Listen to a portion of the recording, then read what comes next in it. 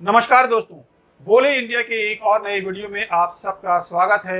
मैं हूं मंजर आलम। दोस्तों, 15 अगस्त को जब पूरा देश 75वीं स्वतंत्रता दिवस मना रहा था, तब देश के एक शहर में लोग काले झंडे लिए सड़क पर नजर आ रहे थे। पुलिस के वाहनों में पथराव कर रहे थे, कुछ वाहनों को आग भी लगा दिए। राज्य के मुख्यमंत्री आवास में भी बम फेंके गए। इतना ही नहीं, इससे आगे भी बहुत कुछ हुआ। राज्य के होम मिनिस्टर को अपना इस्तीफा की पेशकश करनी पड़ी और शहर के बिगड़ते हालात को देखते हुए प्रशासन को अगले आदेश तक के लिए कर्फ्यू तक लगाना पड़ गया और इंटरनेट सेवाएं को भी बैन कर दिया। कहाँ हुआ ये सब और क्यों हुआ, सब कुछ आपको डिटेल्स में बताएंगे, इसलिए आप इस वीडियो को अंत तक जरूर देखिएगा। दोस्तों, जो वीडियो आप स्क्रीन पर देख रहे हैं वो मेघालय की राजधानी शिलांग से आई है, जहां पूर्व विद्रोही नेता चेरेस्टर फी थैंक्यू की मौत पर हिंसा भड़क गई। विरोध कर रहे लोगों ने मेघालय के मुख्यमंत्री कॉनरेड सांगमा के निजी आवास पर रविवार को पेट्रोल बम से हमला भी किया। पुलिस के वाहनों पर पत्थर भी फेंके और एक वाहन को आग भी लगा दी। बढ़ते हिंसा और विरोध प्रदर्शन के कारण शिलांग में 2 दिन का कर्फ्यू लगा दिया गया है। तोड़फोड़ और आगजनी की खबरों के बाद राज्य के कई हिस्सों में मोबाइल इंटरनेट सेवाएं भी बंद कर दी गई हैं। अब आप सोच रहे होंगे कि आखिर पुलिस ने चेरेस्टर फी थैंक्यू को क्यों मारा और लोग इतने नाराज क्यों हो गए, तो वो भी जान लीजिए। दरअसल 10 अगस्त को शिलांग के लाईमुखरा इलाके में 2 बम विस्फोट हुए थे, जिसमें 2 लोग घायल भी हो गए थे। इस बम विस्फोट की जिम्मेदारी यूनाइटेड नेशनल लिबरेशन काउंसिल यानी HNLC ने ली थी। इस घटना की जांच कर रही पुलिस को ये सूचना मिली थी कि इन विस्फोटों के पीछे कहीं ना कहीं HNLC के पूर्व नेता, जो कि संगठन के जनरल सेक्रेटरी भी हुआ करते थे, का कनेक्शन है। इस सूचना के बाद पुलिस ने 14 अगस्त को थैंक्यू के घर पर छापा मारा।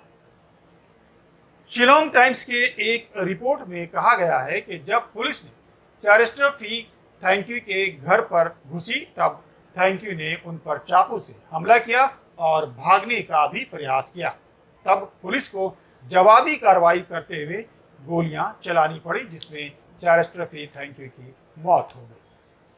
लेकिन थैंक्यू के परिवार वालों का आरोप है कि ये पुलिस द्वारा चेरेस्टर फी थैंक्यू का निर्मम हत्या की गई है, यानी कोल्ड ब्लडेड मर्डर किया गया है।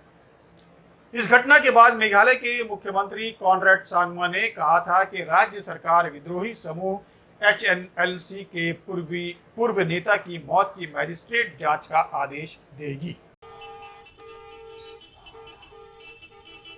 The police had found credible and tangible evidence of involvement of large number of people, including the individual who died few days back.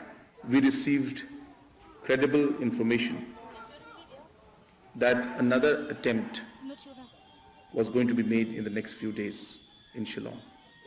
The police decided to move swiftly. It was never the intention of the police to harm any individual. The SP has submitted the report, which is as per mandated by the National Human Rights Commission. There will be a magisterial inquiry, which also is under process, and that report will be submitted. And based on that, the National Human Rights Commission will look into the matter and inquire the matter. We appeal to everybody that at this point in time, we must maintain peace. राज्य के home minister लैकमैन रिम्बुई ने भी इस्तीफा देते हुए मुख्यमंत्री से कहा था कि इस पूरी घटना की जुडिशियल इंक्वायरी करवाई जाए, और वो अपने पद से इस्तीफा इसीलिए दे रहे हैं ताकि जांच निष्पक्ष हो सके, यानी फ्री एंड फेयर इंक्वायरी की जा सके। I had a meeting with our party president and also the single member of the party, whereby I have explained to them regarding the incident which happened on 13th of August 2021, where I have decided to write to the Chief Minister to relieve me, to relieve the Police Department from me, and also I propose that judicial inquiry be conducted so that all the facts of the matter could be brought into light. लेकिन अपने नेता के मौत के बाद HNLC के कार्यकर्ताओं और समर्थकों के बीच नाराजगी इतनी बढ़ी कि वे शिलांग की सड़कों पर काले झंडे के साथ निकल पड़े। वे पुलिस और राज्य सरकार की निंदा कर रहे थे। कई लोग अपने घरों की छत पर तख्तियां लिए खड़े थे और उनके हाथ में काले झंडे देखे गए। तो दोस्तों, ये थी वो खबर कि जब पूरा देश स्वतंत्रता दिवस मना रहा था, तब शिलांग की सड़कों पर लोग प्रदर्शन क्यों कर रहे थे। दोस्तों, आज की इस वीडियो में इतना ही। आपको हमारा ये वीडियो पसंद आया हो तो आप इसे लाइक कीजिए और ज़्यादा से ज़्यादा लोगों तक शेयर कीजिए और कमेंट बॉक्स में अपनी राय ज़रूर दीजिएगा। अगर आप हमारे चैनल का मेंबर बनना चाहते हैं तो ज्वाइन बटन दबाकर मेंबरशिप भी ले सकते हैं। अगले वीडियो में फिर मिलेंगे और बताएंगे कि इंडिया क्या बोल रहा है। तब तक के लिए नमस्कार।